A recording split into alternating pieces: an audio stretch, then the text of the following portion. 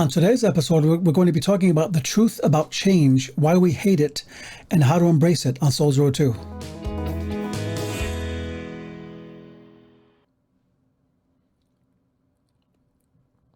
And welcome to Soul's Road 2. This is a podcast that is putting the oxygen back into the Christian life one soul at a time. And I'm so glad to be with you today. And today we're going to be talking about this simple idea, the truth about change, why we hate it, and how to embrace it. And why do I speak about this? Because usually at the beginning of a year is when a lot of change happens to us. We make decisions, we make plans, and we're at the head of the year. This is kind of like and we're, we just started the year, but the point is that change always happens. It's inevitable. And we struggle with change because we're human and because we like comfort, right? And all these things. But why do we struggle with change? I want to give you 3 reasons why we struggle, and then maybe 3 things you can do to embrace change, because no one likes to embrace change unless, of course, it's for the better and you're going to benefit from it. But even I have found that even when the change is better, we still find a weird comfort in what was, even though it's not healthy anymore. So the first reason why people struggle with change is simply this. And I'll give this to you as we go. We're going to kind of run through these real quick, but the first reason is this. We struggle with change because change threatens our comfort zones. We love comfort. That's a fact. And a famous writer once said, the only person who likes change is a wet baby. Why? Because the baby is wet and he's not comfortable, so he's got to change. And sometimes we get comfortable, and the only time we change is when we're uncomfortable, when we're no longer happy with our situation. And so change is something that maybe is forced on us because our comfort zone is kind of, is gone. But also another reason is simply this. Our mindsets haven't yet caught up to the change that has happened or occurred. What do I mean by that? From a biblical point of view, when Israel left Egypt, a profound change occurred. They were slaves, and now they were going to be free men and women. And the world was open to them. God had a plan for them. The problem happened when they complained in the wilderness about going back to Egypt. They said, man, we miss the old days. We had friends. We had this and that. And they didn't mention how horrible it was. They didn't mention the slavery. They mentioned that they wanted to go back because the road was hard.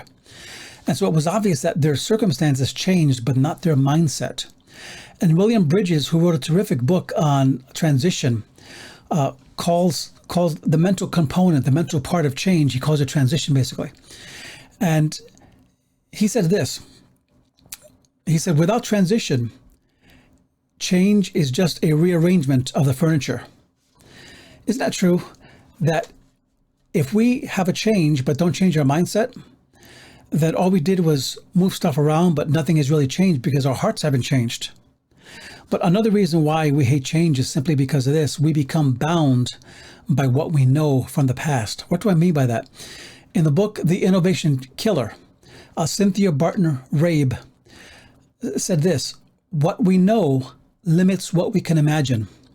And isn't that true that sometimes if you're stuck in a mindset, you can't possibly imagine another outcome or another idea?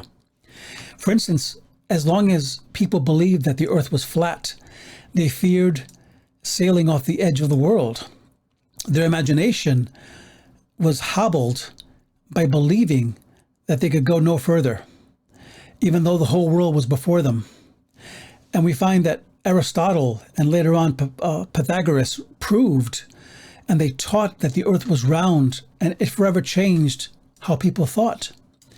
And once that changed, the world changed. So another question I want to ask today is, how do you get through change? How do you navigate it? How do you, and I'm just giving you a couple of things just from my own experience and from just reading through the years and just learning from really smart people that are way smarter than I am. But the first one is this. Face the reality that change comes whether we like it or not. Isn't that true when you think about it?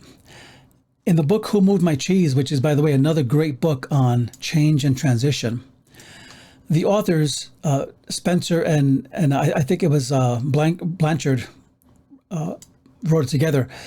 But they write about these trying adventures of four characters, Sniff, Scurry, Hem, and Haw. And as they search for and find and lose cheese through their journey, they must rediscover their favorite food, cheese, in a large twisted maze. So they learned this lesson the hard way, that the cheese became a problem. When they had originally found the cheese, they rejoiced. You had this beautiful, brand new, fresh cheese. And they built their whole lives around the cheese. And they built a campaign around it, and they built logos and posters around it, and community and everything around this cheese. And one day they woke up and they started seeing green splotches on their cheese, and they said, "What is this?" And they realized that something had to change because the cheese had become moldy. And they said, "What are we going to do now?" So they suggested, "Well, let's go find some new cheese." So they went out and looked for new cheese. And I recommend getting the book. It's called Who Moved My Cheese. But it's a great book, and you could read it probably in half an hour. It'd be a great kids book too. But the point being that until you realize that change has to happen, you're not going to change. And you have to face the reality that change will happen to your life whether you realize it or not. And you have to try to get ahead of it before it hits you. Which brings me to the second thing we can do in change. And that is this: get used to foreseeing change. Begin predicting change. Like the story of the mice that we read about, that we talked about. We don't want to wait for the cheese to get moldy before we think about changing. We want to change anticipating that the cheese will become moldy someday. Somebody put it this way: an apple tree hanging on the tree changes from green to ripe. In other words, from worse to better. Let the apple tree hang there long enough, and it will change from better to worse, and then rot and fall away. Isn't that true that if you let change come upon you and you don't anticipate it and you don't try to plan for it, it'll be just like that apple that stayed on the tree too long and it falls off. And if at all possible, this is why we don't want to wait until change is forced upon us. We want to get ahead of the change. But here's the third one, and the third one is kind of hard for all of us, but develop the skill of adjusting to change. Now, I know that as I get older, and you go to the doctor, he says, well, you got to watch your diet, you got to watch this and that. And your mind hears that and you go, yeah, that's true. I got to watch my cholesterol and all these things. But sometimes it doesn't click until maybe you get a bad report and you say, well, your cholesterol was too high and you really need to work on this. That's when change was kind of thrust upon you. And you don't want to wait for that to happen before you react. You want to respond and not react. So we have to develop the skill of adjusting to the change when it comes and saying, my body's changing, so now my mind has to change to catch up with my body.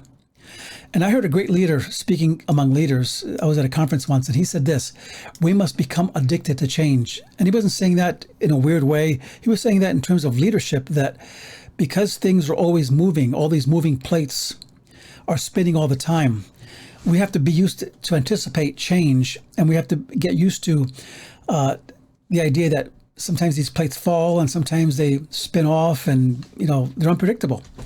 So this is not the change for the sake of change, but change for the sake of growth and flourishing that we're talking about today. And I'd like to close with a quote as we end today that I got from a great old little poem, anonymous poem written by somebody. It says this, and this is almost like a prayer about change. In heavenly love abiding, no change my heart shall fear, and safe in such confiding, for nothing changes here. The storm may roar without me, my heart may low be laid, but God is round about me, and can I be dismayed? What a beautiful prayer, that when you know that God is in your change, and when you know that God is working in you and through you and with you, whatever changes you go through, he's gonna take care of it. But what you don't want to do is just kind of like let change just happen to you. This is why we should always pray every day, Lord, what is your will? What do you want to do? How do you want me to plan my life? What kind of steps do you want me to take in my personal vision for my life of growth and advancement and maturity? And we need to live that way and not randomly. Some people just live randomly from day to day and they have no plan. They just go to work and go home. But God has a plan for you. And the plan is more than just paying bills. So I want to challenge you today to not be afraid of change, but to embrace it, anticipate it, and let that reality sink in that change happens no matter what. And foresee the change, but also adapt when the change comes and allow yourself to adjust to that change so that your mindset is transformed. If you like this podcast, please leave a like and recommend it to somebody. We like to grow this channel. And till next time, check us out on YouTube, and we're also on Buzzsprout and wherever you can get your podcasts. So thanks so much for being with us. God bless you.